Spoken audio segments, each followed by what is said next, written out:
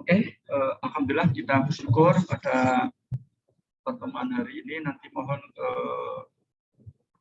responnya jika para mahasiswa dipanggil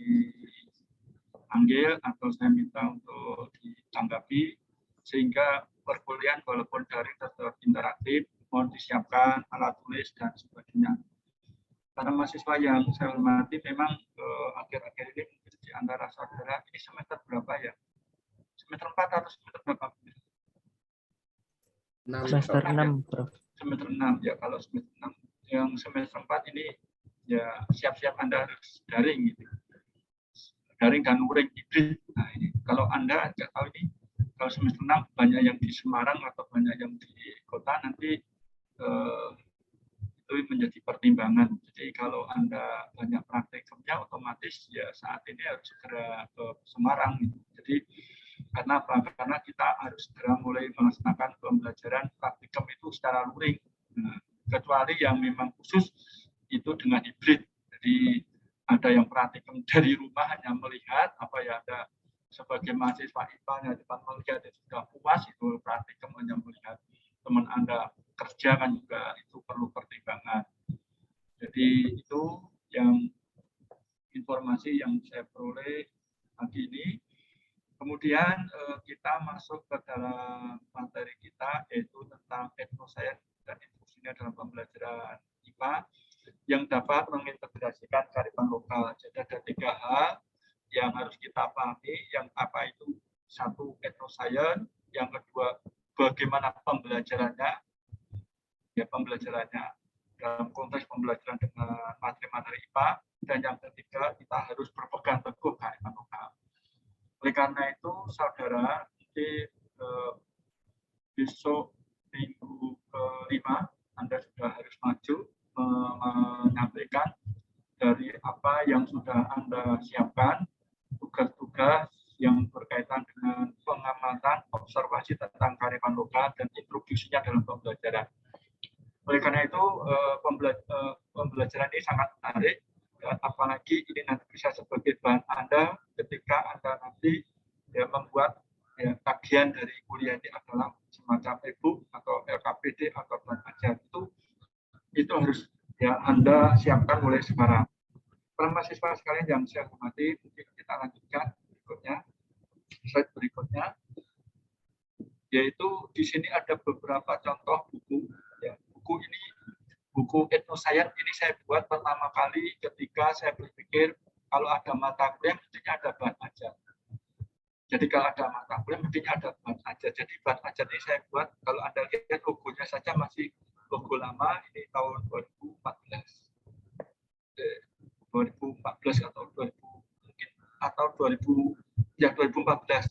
Kemudian ini buku yang kedua, bukunya Bu Woro, ini lebih ya mendetail ya kaitannya dengan etnokimia atau etnoscience dalam pembelajaran kimia. Jadi ini disertasinya Bu Woro. Dari hasil disertasi itu dibuat bukunya ini sudah tersedia secara online atau secara di internet digital. Anda silakan Anda nanti bisa mengakses, mendownload ya buku ini. Dan alhamdulillah buku saya ini juga sudah tersedia di internet, sudah bisa di-download. Tetapi kemarin sudah saya share kepada Anda, dan saya kemarin sudah pesan pada saudara, silakan Anda nanti tidak usah membayar dan sebagainya, silakan Anda berinfak ya, berinfak di masjid, di musola atas nama Anda dan kita ya saya dan ya. Jadi bukunya ini ya nanti ini wajib dibaca, tidak usah masuk dalam perkuliahan, tapi kewajiban Anda menyelesaikan buku ini harus dibaca. Kemudian termasuk bukunya Bu Woro ini juga dibaca. Dan saya sampaikan pada saudara sekalian, jadi Bu Woro ini dulu disertasinya tentang etnoscience dalam pembelajaran kimia untuk mengembangkan keterampilan generic science, literasi kimia, dan sikap ilmiah. Jadi apa yang saya baca ketika saya promosi sebagai profesor, waktu itu ada ide saya, kemudian saya coba untuk ya, jadikan judul disertasi, topik disertasi, dan alhamdulillah sudah melahirkan disertasi, dan tulisannya sangat bagus. Bahkan artikelnya, ya artikel dari disertasi ini sudah masuk di TUSET terindeks Scopus. Jadi itu yang perlu saya sampaikan. Berikutnya adalah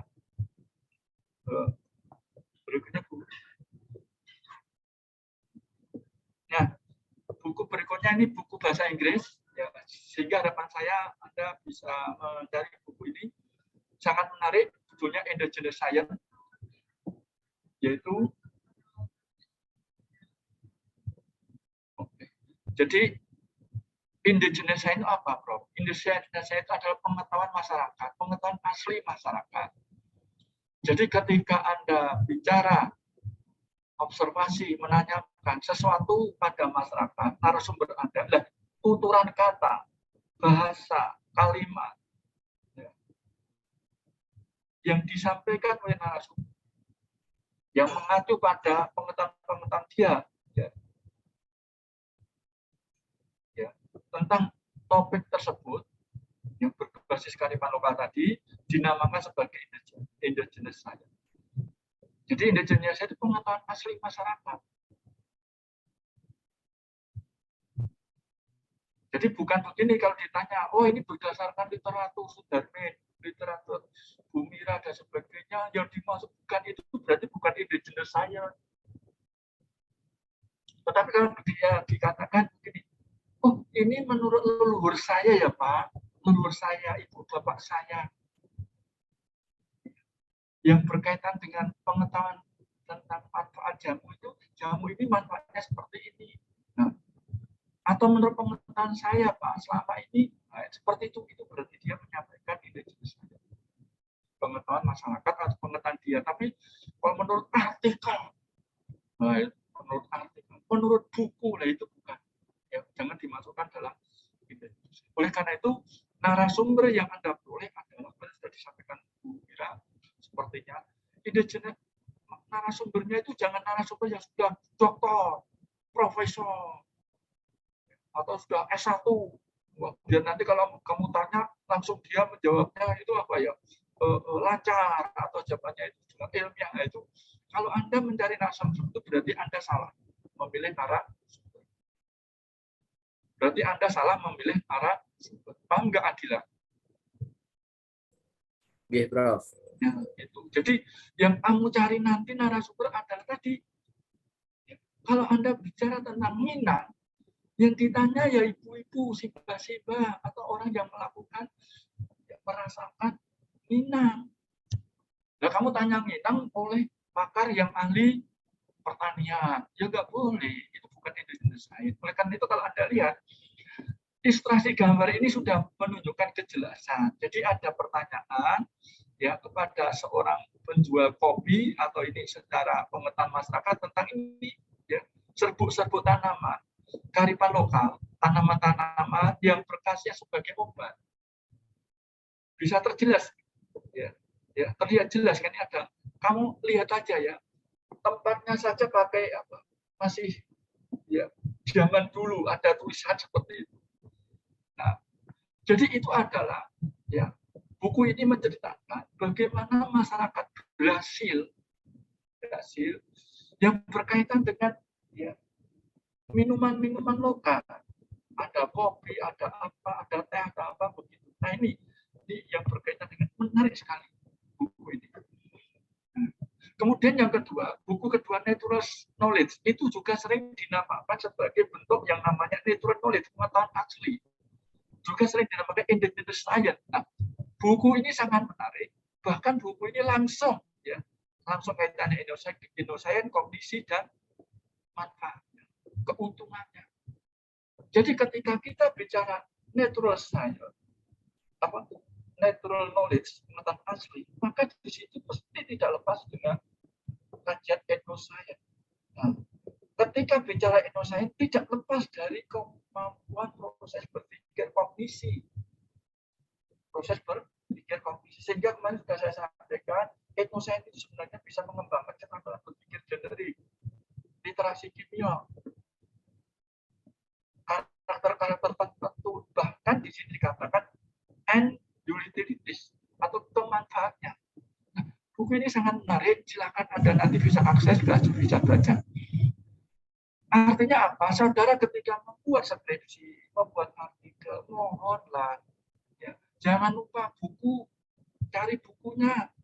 Bukunya Pak Darmin masuk, bukunya saya, Bu Moro bisa masuk, bukunya Bu Mira mungkin bisa masuk, Pak Parmin juga masuk. Ya. Dimasukkan dalam pustaka Anda. Oke, saya akan sedikit cerita tentang ini, indigenous science yang kopi dan minum. Tahun ini saya mencoba riset yang berkaitan dengan pembelajaran inquiry terintegrasi etosnet untuk senyawa-senyawa volatil atau senyawa yang mudah menguap yang terdapat pada beberapa minuman herbal atau minuman itu semacam teh herbal.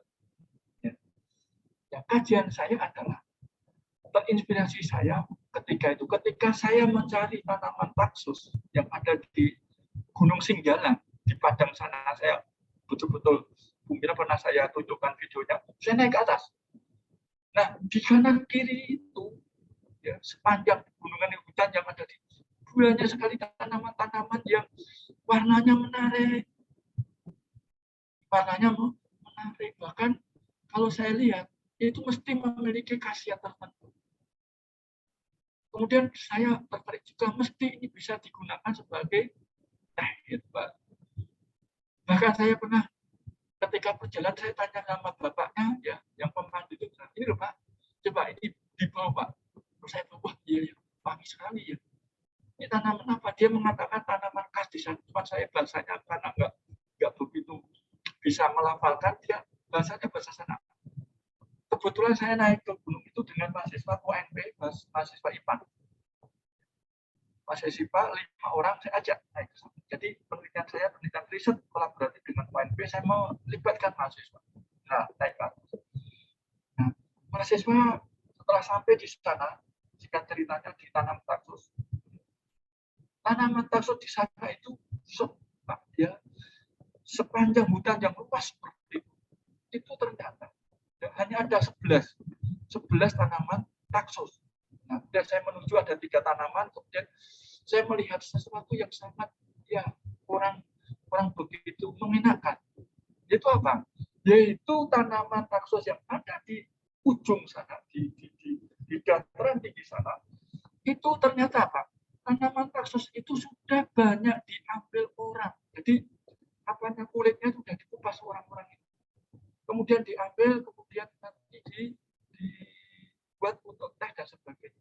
Informasi yang saya peroleh, ya, masyarakat itu kalau malam itu ada masyarakat kelompok, ya, masyarakat pendaki gunung itu begitu sampai di sana yaitu merusak tanaman taxus. Padahal jumlahnya hanya 11. Dan saya hanya menemukan 3, yang 8 itu ada di ya sebaran di hutan itu.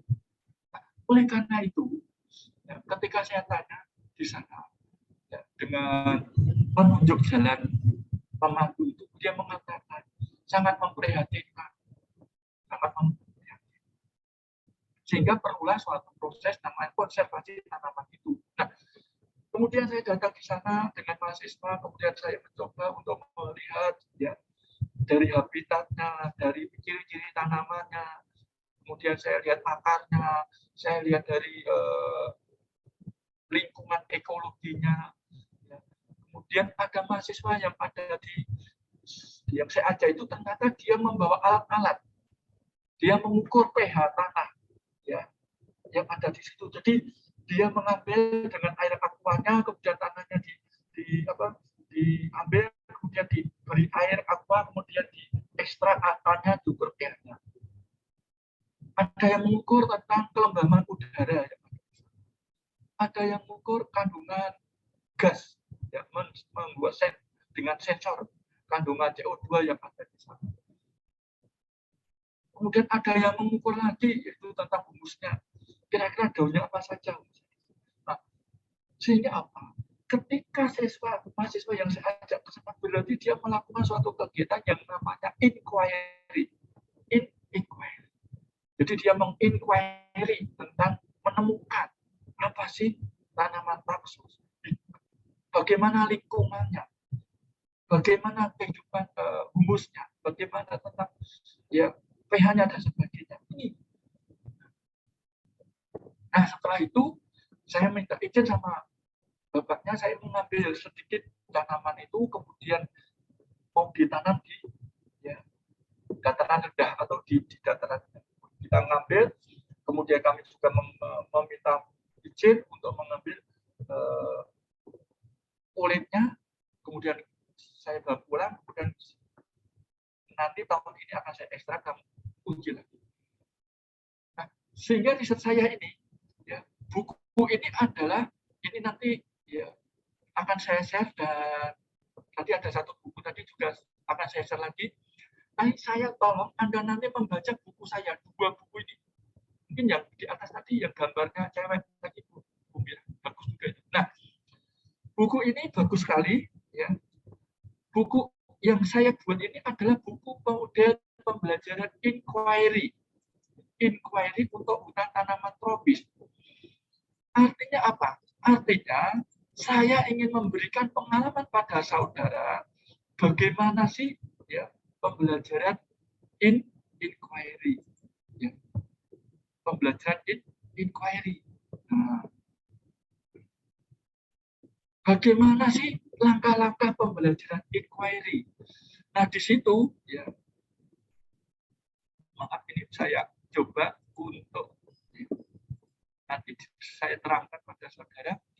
Di sini inquiry-nya apa, Bro? Inquiry-nya adalah ya, ada mahasiswa ya, selain tadi melakukan inquiry tentang etnoscience, observasi, menanyakan tentang habitat, manfaat, kemudian bagaimana membuat teh dan sebagainya, ada semacam membuktikan eksplanasi dari pengetahuan masyarakat yang mengatakan bahwa tanaman-tanaman hutan tropis ini ada akar kuning, ada tanaman taxus katanya sebagai ya, anti kanker, pengobat hepatitis, sebagai imunitas. Nah, itu dibuktikan dengan ya, eksplanasi dengan percobaan di laboratorium. Jadi di dalam buku saya ini ya saya munculkan beberapa kegiatan praktik untuk uji anti kanker, uji antioksidan, uji antibakteri dan sebagainya. Nah, jadi Anda nanti akan melihat, oh kalau begitu, ya, kalau saya ingin membuat suatu skripsi dengan pendekatan inquiry, selain siswa tadi melakukan observasi, rekonstruksi pengetahuan ilmiah, ada semacam ya, kegiatan praktikum yang sangat sederhana untuk menjelaskan sedikit mengenai tanaman itu ya, ya berbasis pada pengetahuan masa. Nah, berarti Anda nanti bisa melihat buku ini.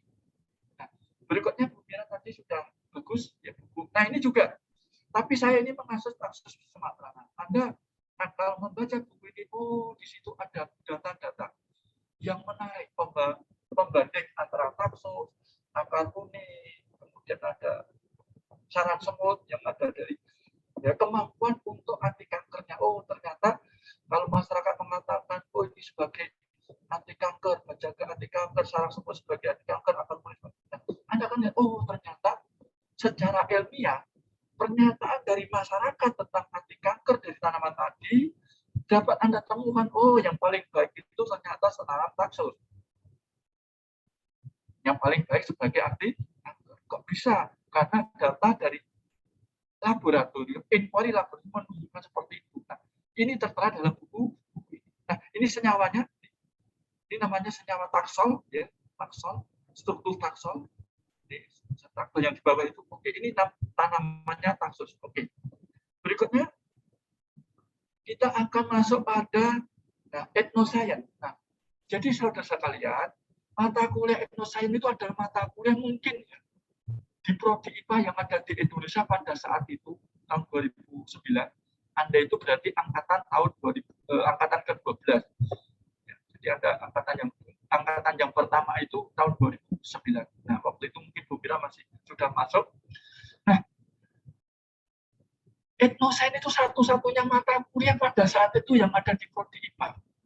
Nah, oleh karena itu, ya, Anda lihat di sini, etnosains itu adalah mata kuliah yang ada di prodi IPA terpadu mulai tahun 2009 sampai sekarang. Nah, mata kuliah ini 2 SKS. Kemudian etnosains itu menjadi salah satu mata kuliah di program Doktor IPA. Ya, mulai tahun 2014 judulnya model pembelajaran sains berbasis etnosains. Kemudian etnosains itu juga menjadi mata kuliah di dalam, ya, mata kuliah etnosains dan literasi kimia pada program magister pendidikan kimia. Nah, sekarang, ya, etnosains itu menjadi satu mata kuliah lagi di dalam prodi sarjana pendidikan kimia dengan judul pembelajaran etnosains tahun 2020 sampai sekarang. Dengan demikian, ya, etnosains dengan makin banyaknya mata kuliah, ya, yang berjudul etnosains ini, harapannya nanti etnosains akan berkembang, ya, ya, dikenal oleh masyarakat luas. Bahkan yang ada di UNP sudah ada mata kuliah namanya etnosains. Di UNJA juga sudah ada namanya mata kuliah etnosains. Ya. Kemudian kemarin ada dapat informasi di IPA, ya, di IPA yang ada di, ya, di Jogja, ya, di Bu Laila itu alumni kimia jadi dosen di sana, ada mata kuliah etnosains di Sanata Dharma. Ya. Ada Sanata Dharma juga ada, kemudian ada di Jogja sudah ada dua mata. Kemudian ada juga di UIN juga ada mata kuliah etnosains. Nah, jadi dengan demikian sekarang yang namanya bicara etnosains itu kita sudah banyak orang, ya, mengenal tentang etnosains. Nah, bahkan, ya, kalau kita lihat etnosains itu bermula dari UNES. Jadi ini sebagai ciri khas, ya, S1 pendidikan IPA ini, ciri khasnya adalah ada mata kuliah etnosains untuk konservasi, ya, konservasi budaya atau kearifan lokal. Jadi itu. Berikutnya kita masuk pada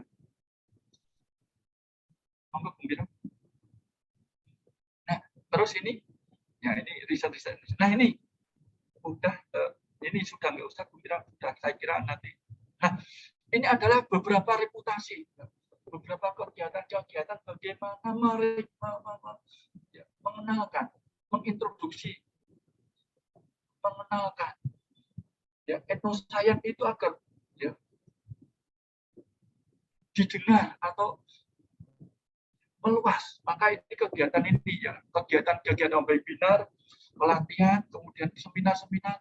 Jadi kalau saudara lihat, ini adalah beberapa riset saya atau tulisan saya untuk membumikan tentang etnosains. Nah, bahkan, ya, kalau Anda lihat nanti tahun 2020 itu penulis artikel tentang etnosains itu, ya, nomor 1 dunia itu Pak Darwin. Ada riset tentang itu. Nah, nanti kita lihat. Jadi saya ini ketika bicara tentang etnosains dalam konteks pembelajaran etnosains dalam pembelajaran mitigasi bencana ini di UNP. Ini juga di UNP. Peran etnosains dalam konteks pembelajaran IPA dan penelitian IPA di era revolusi industri 4.0. Ini saya bicara di UNP juga. Di UNP Padang. Di Padang itu etnosains menjadi salah satu mata kuliah yang ada di sana.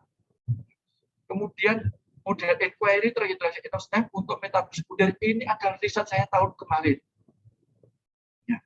Bahkan riset ini, ya, dibiayai oleh negara ya, sekitar 203 juta. Nah, ini.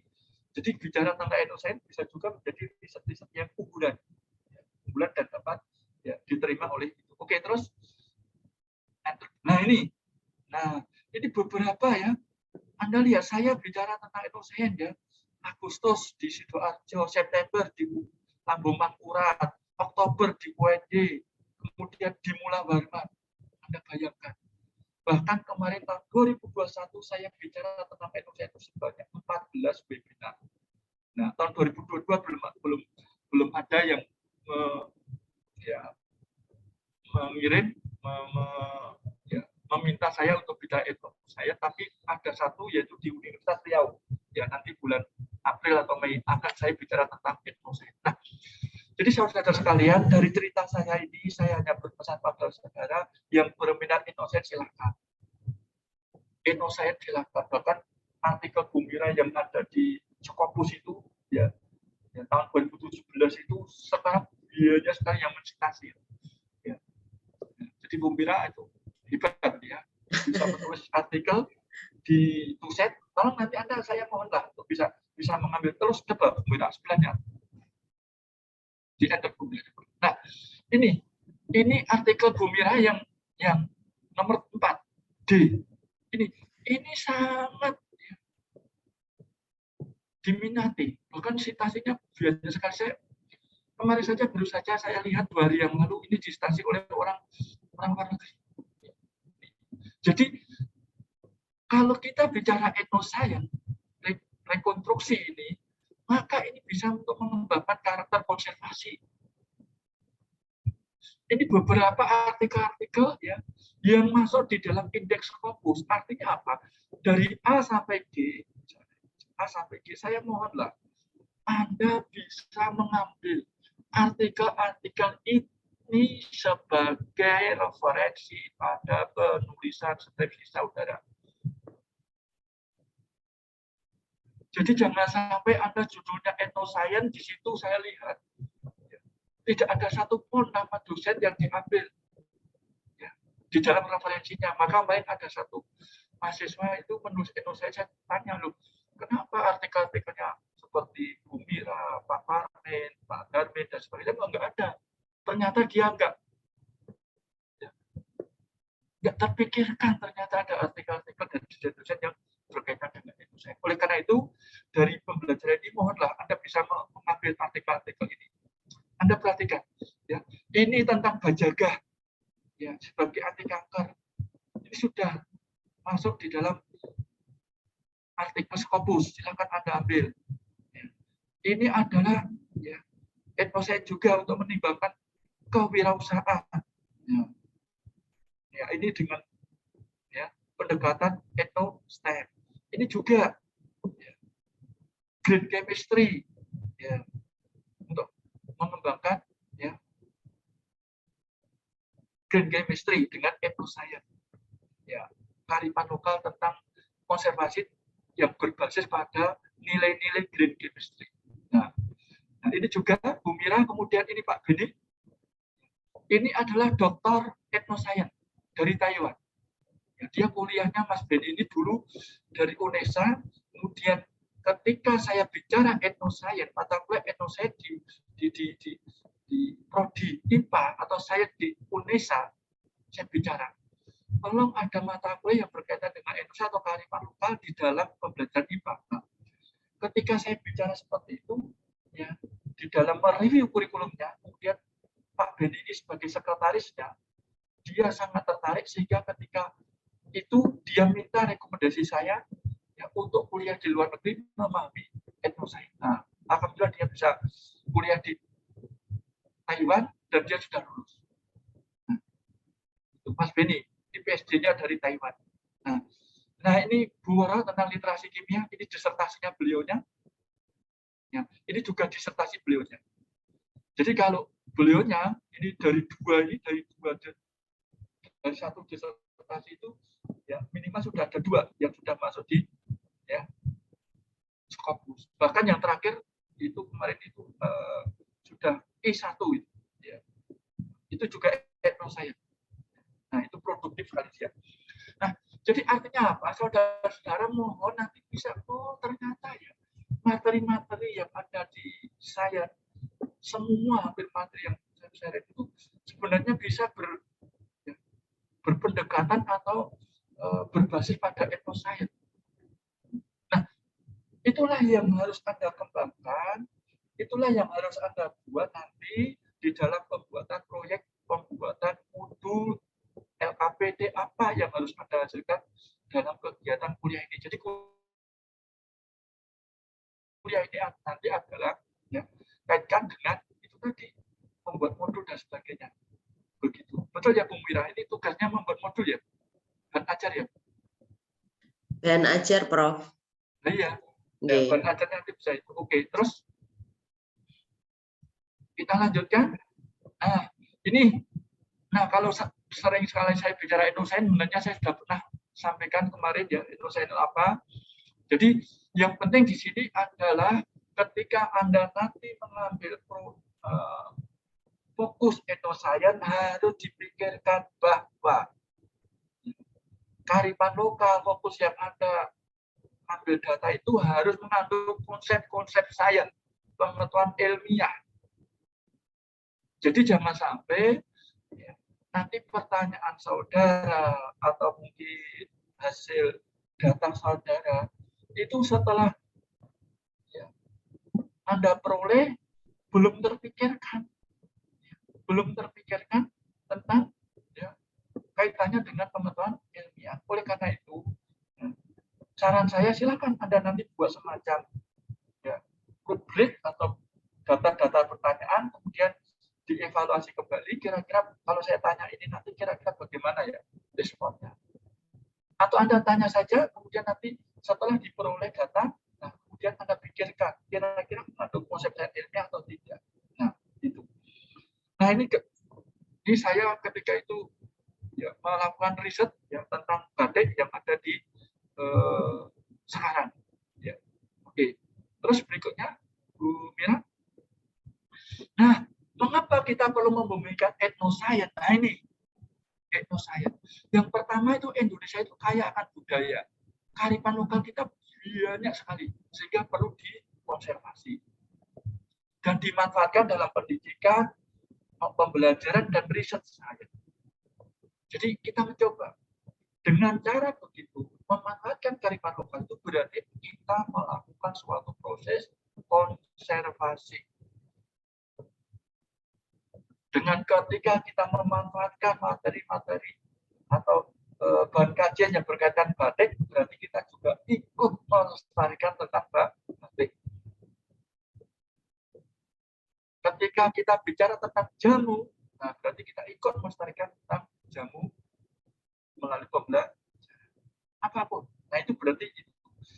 Kemudian yang kedua, dengan mengambil topik etnoscience, berarti kita mengglobalkan kearifan lokal Indonesia dalam kancah internasional. Contohnya tadi, kita lihat judul-judul dari artikel kita publish. Kemudian itu artikel masuk Scopus internasional. Nah, banyak orang-orang yang dulunya tidak mengenal tentang etnoscience, tentang batik, etnoscience tentang gula aren, etnoscience tentang jamu, menjadi mereka paham, oh berarti inilah cara mengkonservasi tentang pengetahuan tentang etnoscience dalam era global. Nah itu banyak sekali.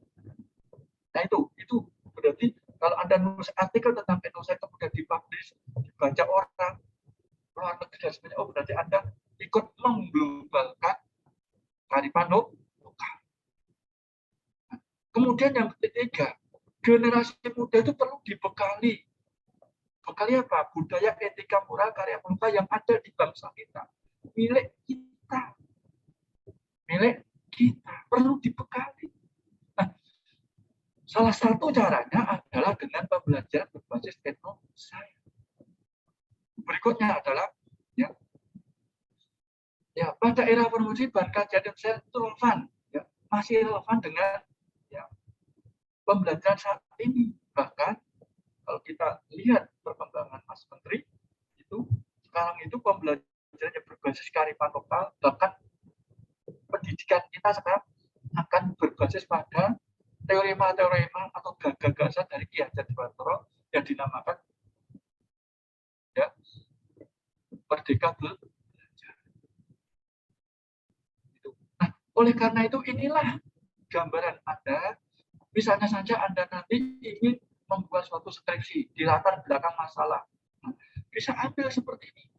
Latar belakang masalah, oh Indonesia kaya itu. Budaya perlu diinternasionalkan. Kemudian apalagi bisa ini sebagai rasio. Mengapa Anda perlu menulis skripsi tentang etnoscience? Nah, ini akan sumber referensi Anda ketika oke, terus Bu Mira. Nah, ini apa yang menjadi kearifan lokal yang bisa menjadi fokus riset Anda? Tugas Anda jangan bingung. sampai sekarang saja saya tanya misalnya saja, Ranu, coba Ranu Adila. Kamu Iya, Pak. pengen riset apa, Mas? Tugasnya mau mengambil apa, Mas? Topik apa? Riset yang ektosain ini, Pak. Tugas Kalau- ini apa? Oh, kalau tugas ini saya mau itu dalam pembuatan keripik itu yang namanya yang beracun tuh lah lupa saya. Ya, oke. Nah, yang beracun itu pembuatannya tuh kan biasanya kan ada yang dimasukin apa itu abu lah itu loh, Pak. Itu. Gitu. Kerupuk gadung itu kayaknya, Mas. Iya, Bu. Oh, Gadung kerupuk gitu, Bu. gadung. Ada di sana kerupuk gadung. Iya, tetangga depan saya yang membuat, Prof. Jadi saya Nah, mau oke. coba. Nah, itu berarti kerupuk gadung. Nah, nanti masuk di materi kalau tentang kerupuk gadung ditambah abu dan sebagainya, Anda pikirkan kira-kira itu nanti materinya apa? Jangan sampai hanya observasi dapat ini kemudian ditanya dan nanti kepentingan dalam pembelajaran IPA apa? Enggak tahu, Pak. Jangan seperti itu, harus dipikirkan mulai sekarang. Oh, kalau kerupuk gadung berarti ini nanti misalnya makanan kearifan lokal. Oh, nanti bisa dikaitkan dengan misalnya saja atau molekul atau dikaitkan dengan asam basa misalnya saja. Atau apa? Atau kira-kira apa yang pas? Nah, itu harus dipikirkan mulai sekarang. Jangan sampai di dalam modul Anda nanti tidak ada implementasinya dalam konteks pembelajaran. Nah, harus ada. Jadi itu. Nah, kalau bicara kerupuk gadung, nah ini mungkin di sini nanti masuk di mana ini nanti mungkin saya tidak tahu hasil seni bukan ya. Ini hasil seni motif batik dan sebagainya itu bisa sebagai ya bentuk ya kearifan lokal yang bisa dijadikan dalam pembelajaran IPA. Bisa misalnya kita bicara tarian, maka di tari itu kan ada kaitannya gerak malika, gerak luruh dan sebagainya. Nah, ketika dia nari ditanya kecepatan bernapasnya bagaimana? Oh, biasa. Atau Anda cek 1 menit kira-kira berapa kecepatan napas. Setelah menari kira-kira berapa. Nah, itu bisa dijadikan salah satu bentuk pembelajaran IPA tentang gerak. Bicara tentang misalnya saja ya motif. Nah, motif batik ini juga kaitannya dengan ya, kimia atau molekul atau mungkin nanti konsep asam basa. Ya. Jadi Anda pikirkan ke sana. Tradisi musyawarah untuk mufakat, rembuk, memilih pemimpin, menentukan pilihan ini juga ya, tradisi ini bisa digunakan sebagai ketika Anda mengajar di pembelajaran IPA. Misalnya saja saya ambil gotong royong. Pada pembelajaran proyek atau pembelajaran problem solving, maka sebenarnya ketika proses pembelajaran itu Anda bisa ya, mengambil nilai-nilai positif yang ada pada tradisi di Jawa tentang gotong royong atau di sini sering dikatakan ya sebagai gotong royong atau kalau Jawa apa namanya gotong royong? Saya ya gotong royong mungkin bahasa Indonesia atau kalau di tempat kami ada istilah lagi ya guyub rukun apa gitu. Maka di dalam gotong royong itu kita lihat, kita tanya pada bapaknya yang mungkin masih mengenang tentang ya, apa itu gotong royong, apa yang terjadi selama gotong royong, nilai positif apa yang terjadi pada gotong royong, sehingga itu dicatat, ditulis, kemudian nanti itu digunakan ketika Anda ngajar PJBL atau problem solving. Nah, di dalam kerja kelompok itu PJBL tadi atau PBL ketika kerja kelompok untuk menyelesaikan masalah, Anda munculkan nilai-nilai positif pada kegiatan gotong royong. Misalnya dalam gotong royong, Anda saling tukar pikiran untuk menyelesaikan solusi. Nah, Anda sampaikan pada anak-anak. Nah, ayo saling membantu atau saling memberikan solusi. Hal ini seperti pada yang terjadi pada ya, nenek moyang kita atau pada ya, budaya bangsa Indonesia. Gotong royong, mereka melakukan solusi secara bersama-sama. saling membantu. Nah, tolong nilai-nilai seperti itu gotong royong itu kita implementasikan dalam PJBL ini ya, nah, dalam menyelesaikan masalah yang saya berikan. Misalnya Tasha, ya, kenapa sih Bajaga kok bisa sebagai senyawa mampu sebagai anti kanker? Ayo dicari siapa yang ayo cari di literatur, ayo saling membantu atau ayo kita saling mencari solusi. Nah, kegiatan yang Anda lakukan itu sebenarnya sudah ada pada nenek moyang kita. Ketika dia menghadapi masalah atau dia membuat suatu bentuk ya, kegiatan. Nah, itu hal seperti itu perlu disampaikan. Berarti anak ketika belajar proyeknya, oh ya ya, sebenarnya saya ini sepertinya ini juga melakukan kegiatan yang persis seperti ya leluhur kita, budaya bangsa Indonesia tentang gotong saling membantu. Jadi apa yang terjadi ya masyarakat tentang gotong royong kita pindah di dalam kegiatan PJ, sehingga di dalam kegiatan PJBL atau kegiatan PBL tadi, PBL atau PJBL itu sebenarnya kita sebagai miniatur kondisi-kondisi yang terjadi pada masyarakat di dalam menyelesaikan suatu masalah. Masyarakat Jawa, misalnya tentang gotong. Nah itu perlu disampaikan. Jadi artinya apa, Prof? Artinya ketika Anda mengajar kata-kata, nah kamu kok diskusi, saling membantu dan sebagainya. Itu loh, nah ini kan dulu nenek moyang kita hal seperti itu sudah dilakukan. Nah sekarang coba kamu juga lakukan seperti nenek moyang kita.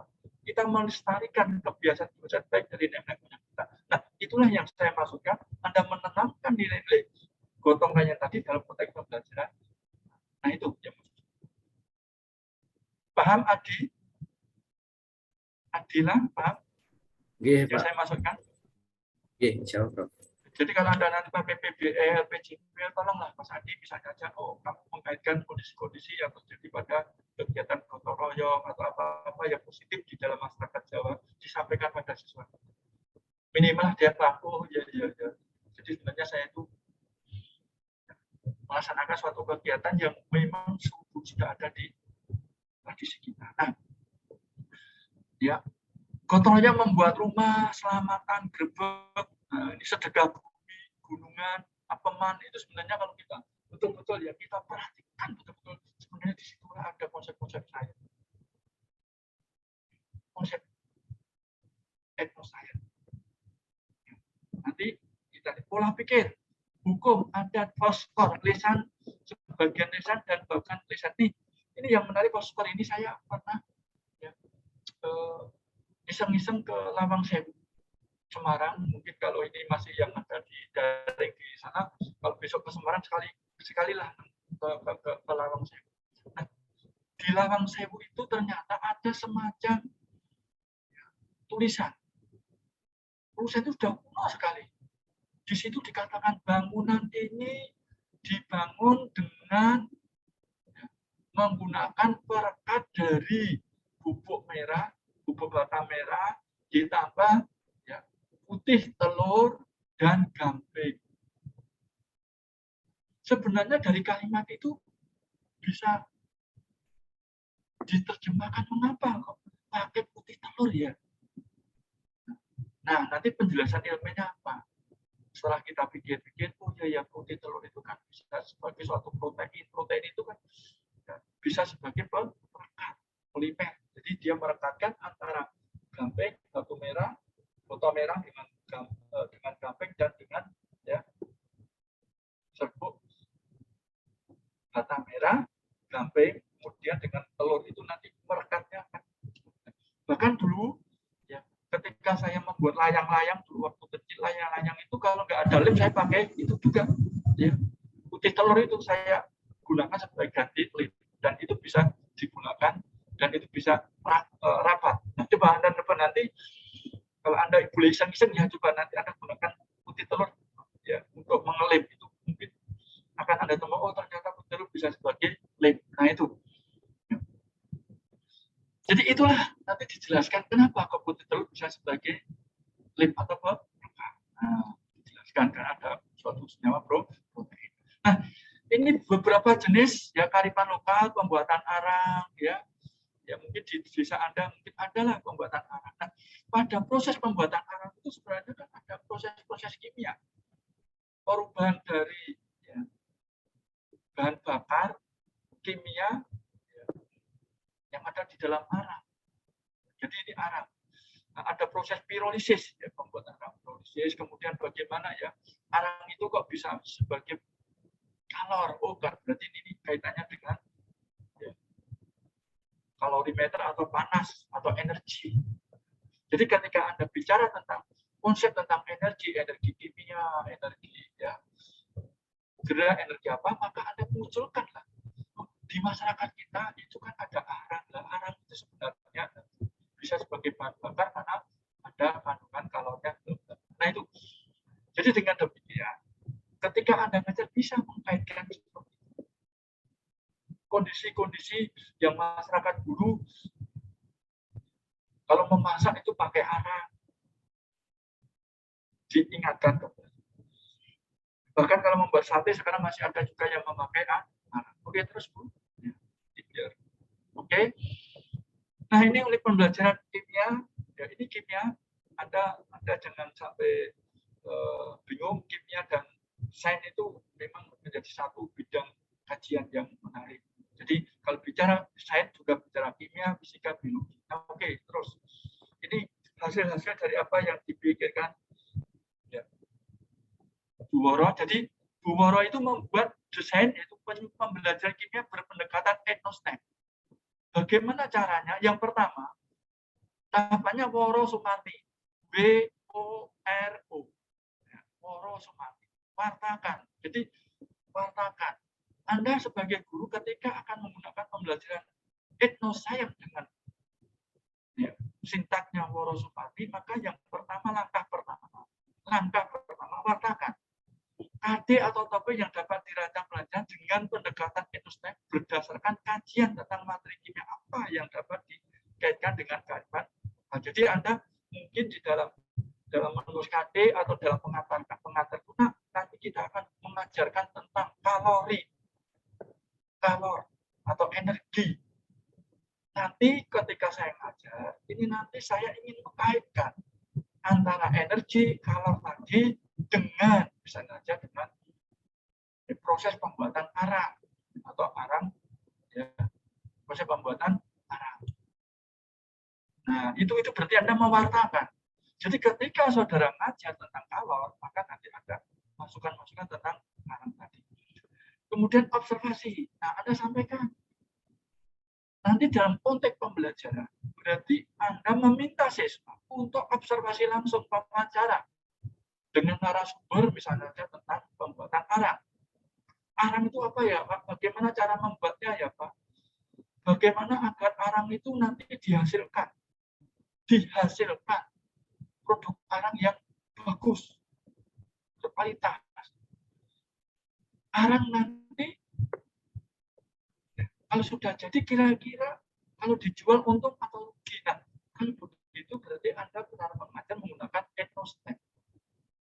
Menanyakan sainsnya apa arang itu apa, kemudian bagaimana cara membuatnya berkaitan dengan teknologinya atau etnoteknologinya, menanyakan bagaimana cara membuat arang agar nanti hasilnya bagus, nanti dia akan cerita.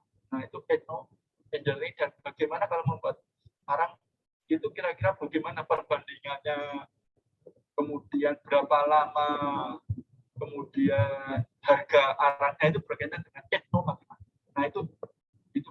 Jadi anak disuruh observasi, menanyakan hal seperti itu, kemudian rumuskan indikator pencapaian kompetensi tujuan pelajaran susun perangkat. Nah ini rumuskan, setelah itu nanti dirumuskan. Jadi ini berarti dalam rangka menyusun desain pembelajaran, menyusun. Oh berarti nanti dalam pembelajaran itu nanti anak saya suruh observasi. Nah, kemudian setelah itu selesai ini, kemudian ayo kita rumuskan ya, dalam perangkat pembelajarannya. Nah setelah itu ya optimalkan pembelajaran dengan mengaitkan antara sains dan teknologi. Nah, nanti ketika pelaksanaannya, nah, tolong dioptimalkan. Jadi misalnya saja kalau Anda nanti mengajar tentang arang, mungkin secara detail. Bisa menanyakan sainsnya, teknologinya, engineering-nya, matematikanya. Kemudian bisa juga ya anak-anak dioptimal. Ayo Anda cari data-data yang berkaitan dengan color yang ada pada berbagai macam arang.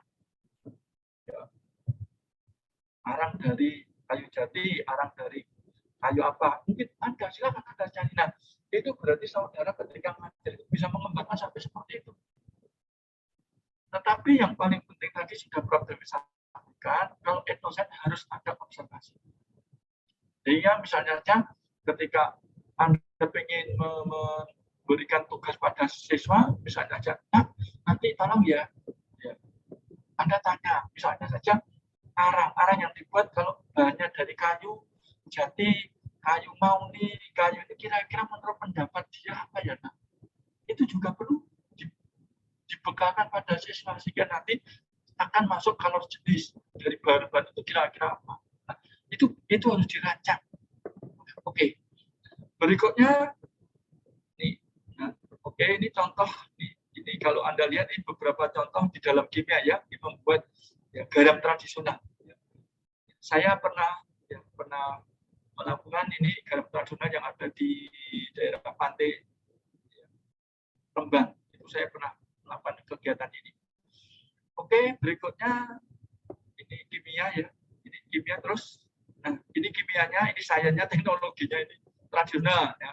Kajian teknologi baik tradisional dan modern yang berkaitan dengan pembuatan garam. Ya. Garam produk dan rekayasa ya. Ide-ide kreatif membuat garam akan menjadi lebih berkualitas, menjadi lebih bermanfaat. Berarti kalau kita bicara ya engineering lebih berkualitas, lebih bermanfaat baik dari sisi ya. Mungkin Anda tanya secara pada narasumber maupun kalau Anda cari dari berbagai informasi internet agar garam itu lebih berkualitas, bagaimana itu sumber dari para narasumber ya. Narasumber yang tadi ketika kita bicara etnoscience itu apa, bagaimana bapak-bapaknya mereka agar garam itu berkualitas. Kemudian kita juga cari informasi yang berkaitan bagaimana agar memperoleh produksi garam yang bagus dalam konteks ilmiah. Nah, itu berarti kita bicara seperti itu. Kemudian matematika, analisis data, rendemen dan sebagainya. Oke, terus. Nah, ini lagi PBL ini. Bu Woro ingin PBL dengan etnostem. Oke, silakan. Nah, ini juga tahapnya pertama orientasi masalah. PBL kan orientasi masalah. Nah, farmaka ya permasalahan nyata, kemudian orientasi masalah, O-nya itu orientasi. Ya. Terus begitu terus.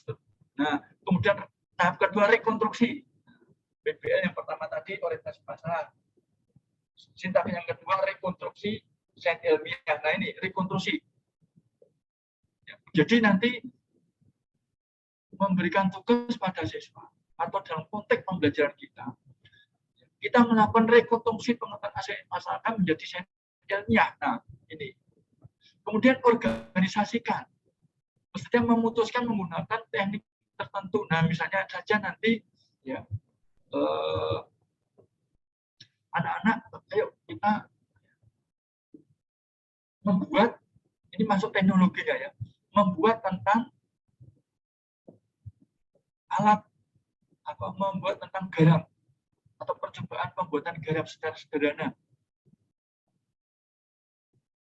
Sehingga tolong Anda besok ya ketika masuk ke sekolah untuk kegiatan besok, tolong Anda membawa air garam yang ada di pantai atau tolong dibawa, besok kita buat garam di sini secara tradisional. Bagaimana? Nah, itu berarti ketika itu Anda mengajak mereka untuk teknologi cara membuat garam. Oke, berikutnya. Tahap berikutnya adalah tahap investigasi kelompok. Ya. Nah, siapkan peserta didik bereksperimen. Tadi sudah, lalu kemudian dia melakukan eksperimen, kita kelilingi, kita lihat, kita bantu, kita bimbing. Kemudian kita dampingi, kemudian agar apa hasilnya dari kegiatan praktikum, hasil dari produk itu berkualitas atau masuk di engineering. Oke, berikutnya. Nah, Kan tadi Sumani, Woro, Sumani, lebih Marni, ya. Ini menyusun laporan. Ya, jadi tahap berikutnya, tahap keempat dalam PP itu menyusun laporan dan memerintahkan hasil karya menyusun laporan, kemudian diarahkan ya, untuk mekomunikasikan rancangan hasil eksperimen, kemudian redesign kembali, terus berikutnya implementasikan ya, tahap evaluasi, nilai dan informasikan. Jadi itu berarti apa namanya tahapan Woros Sumani PBL-nya. Nah, Anda bisa nanti, ya, misalnya saja ini Ranu ya, Ranu ingin membuat PBL ya, dengan sintak Ranu, nah, seperti R-nya rancang, A-nya apa, N-nya apa, U-nya apa, bisa. Nah, nanti Ranu bisa membuat semacam sintak Ranu. Nah, kalau saya membuat sintaknya namanya sintak sudah. Ya, nanti Bu Mira juga bisa ya, sintaknya Miranita lah nanti apa, boleh. Itu adalah ide-ide kreatif. Oke, terus. Nah, ini adalah ya, unit pembelajaran elektronika berpendekatan etnostem dengan tugas proyek. Oke, terus ini juga Woros Sumani. Oke, terus. Nah, enggak ya. Terus, nah ini gambarnya menarik ini ya. Ini kan konten-konten kearifan lokal ya tentang jamasi, stres, penyepuhan dan sebagainya. Oke, terus kira. Ya, ini Woros Sumani juga kan. Wacanakan, orientasi, rancang jadwal, organisasikan, ini PJBL. Kalau tadi ada PBL. Jadi dengan demikian sampai hari ini Anda sudah tahu, oh gitu ya Prof. Berarti nanti kalau kita ingin menggunakan pendekatan etnostem itu bisa dalam bentuk pembelajaran PJBL, bisa dalam pembentukan BBL, bisa juga inquiry. Nah, PJBL-nya tadi ada PBL dengan sintak Woros Sumani, PJBL-nya juga bisa sintak Woros Sumani dan sebagainya. Nah, ini bisa Anda coba baca, dan Anda bisa mencoba membuat sendiri sintak Anda, nama Anda, atau nama ibu Anda, kira-kira bisa nggak ya dibuat menjadi sintak. Oke. Nah, ini sintak Sudarmin, proyek tapi Sudarmin. S-nya itu sajikan, U-nya unjuk kerja, D-nya diskusikan, A-nya analisis, R-nya rancang. Ini sintaknya Sudarmin. Ya. Sajikan masalah. Nah, unjuk kerja mahasiswa atau siswa suruh unjuk kerja ide kreatif. Ayo menyelesaikan masalah atau mencari ide-ide kreatif secara mandiri dulu untuk membuat proyek atau menyelesaikan masalah. Berarti unjuk kerja.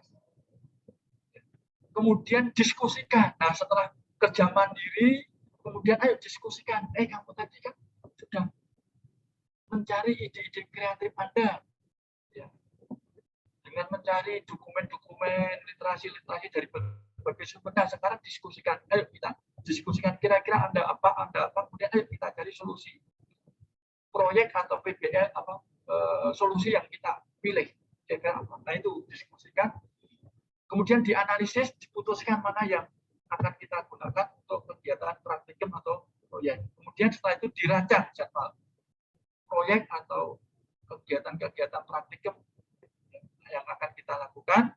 Kemudian dimantapkan kapan jadwalnya, kegiatan proyek, kemudian dimantapkan alat dan bahannya. Dimantapkan, mantapkan. Setelah mantap, diimplementasikan. Kita kerja proyek atau melaksanakan proyek, melaksanakan praktikum, kemudian dinilai produk dan hasilnya. Ini misalnya ketika membuat batik. Oke, terus. Nah, ini contohnya. Nah, ini ya mahasiswa yang kimia ya, ini dia membuat proyek tentang ya batik dengan sintak Sudarmin. Oke, terus. Nah, ini hasil-hasilnya. Ya. Jadi ketika kita pembelajaran itu mengembangkan PACE, berpikir kritis, kreatif, komunikatif, dan sebagainya. Dan wirausaha. Sehingga insya Allah ya, ini salah satu adalah batik atau sianid. Batik itu etnoscience. Jadi yang Anda ambil fokusnya adalah batik. Ya, kalau tadi Pak David untuk riset saya bukan batik, tetapi yang saya fokuskan adalah ya, tanaman hutan tropis lokal. Nah, itu itu sebagai etnosain.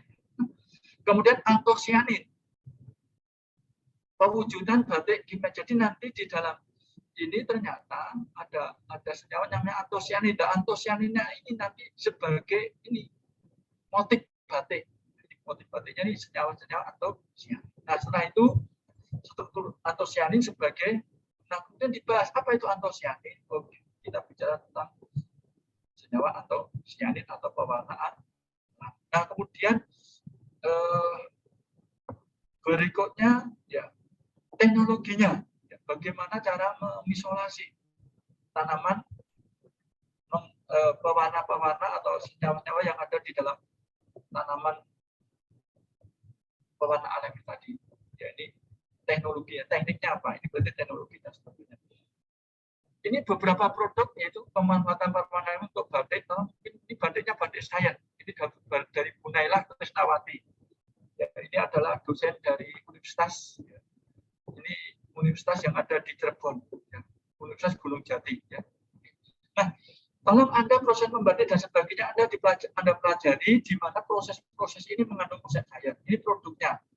Ya, ini mangga. Ya. Mangga itu warnanya coklat. Nah, di dalam mangga yang memberi warna coklat itu senyawanya apa? Nah, ini di sini ada gambar senyawa-senyawa yang ada di dalam mangga itu yang ini. Ya, mangga. Kemudian ini ada juga. Ya, Anda lihat ini adalah rambutan. Ya, rambutan ada pewarna alami dan di dalam rambutan itu yang memberi warna merah. Ya, nah, nanti ada senyawa-senyawa yang ada di situ. Nah, ini mauni. Nah, di dalam mauni itu ada pewarna alami yang digunakan untuk tekstil, nah, senyawanya ini. Oke, terus. Nah, ini menarik sekali ini ya, ada senyawa struktur kimianya dari motif, ya ini motif mangga ya, apa ini? Ada tulisannya. Ya, ini motifnya apa ini? Ya, ini dari rambutan atau apa ini? Ya, kulit rambutan ini. Ya, Anda perhatikan gambar ini. Ya, saya nggak begitu jelas ini,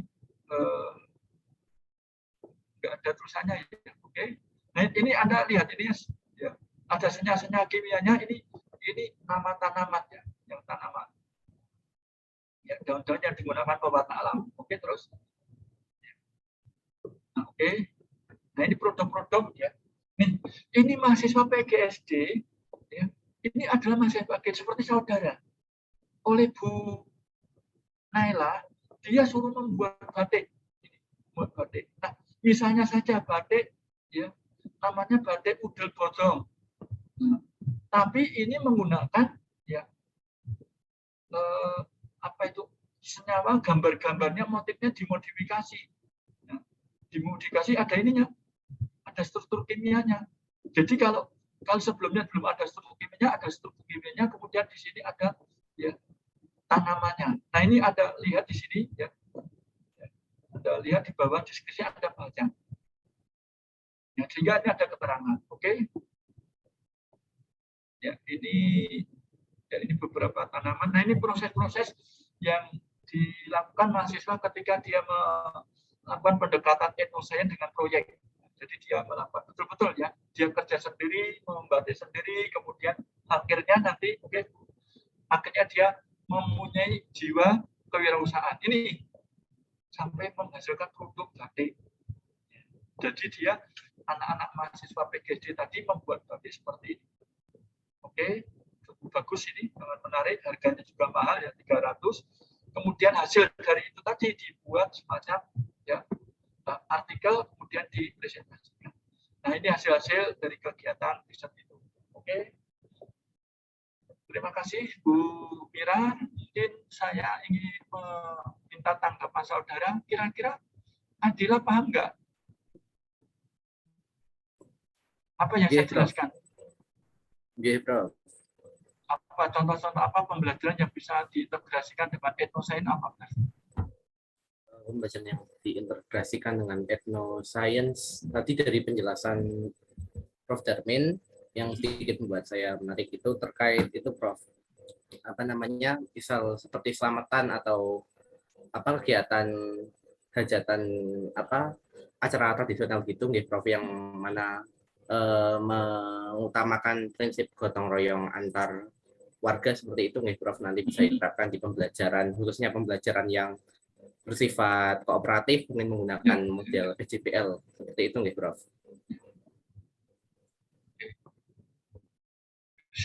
Bisa PBL, PJBL juga kadang-kadang bisa kita gunakan sebagai pendekatan etnoscience atau diintegrasikan dengan etnoscience. Berikutnya nanti untuk tugas, nanti Anda pengen sekali saya yang pertama tolong dijamkan. Anda nanti untuk pertemuan ini akan maju. Oleh karena itu untuk itu ya, rancang nanti fokus etnoscience Anda apa, tentang apa, tentang batik atau tentang apa. Kemudian Anda tuliskan nilai-nilai konservasi apa yang bisa dibekalkan pada siswa Anda dengan topik itu.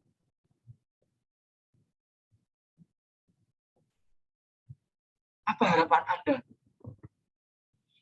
Kemudian yang ketiga, nanti buat tabel, yang ketiga itu konten atau materi IPA apa yang bisa diintegrasikan dengan etnoscience. Kontennya apa? Mengenai apa? Pokok bahasan apa? Yang terakhir adalah Anda rancang desain pembelajarannya nanti bagaimana. Desain pembelajarannya apa? Apa Anda PJBL, integrasi etnoscience, PBL etnoscience, inquiry etnoscience, atau apa? Monggo silakan. Itu nanti ditulis untuk minggu depan. Jadi sekali lagi fokus etnoscience-nya apa, nilai-nilai konservasi apa yang akan Anda bekalkan atau yang akan Anda inginkan. Kemudian yang ketiga, tadi konten materi IPA-nya apa yang atau materi IPA apa yang akan Anda gunakan. Nah, kemudian setelah itu bagaimana proses pembelajaran. Itu saja yang bisa saya sampaikan pada pagi hari ini. Sudah jam 10.35, saya kira cukup. Ya. Mari kita akhiri.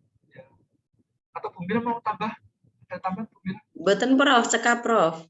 Ya, oke, kalau begitu kita tutup kegiatan ini dengan bacaan hamdalah. Alhamdulillah. Dan kita tutup dengan doa. Mari kita berdoa bersama-sama menurut agama dan kepercayaan masing. Doa dipersilahkan.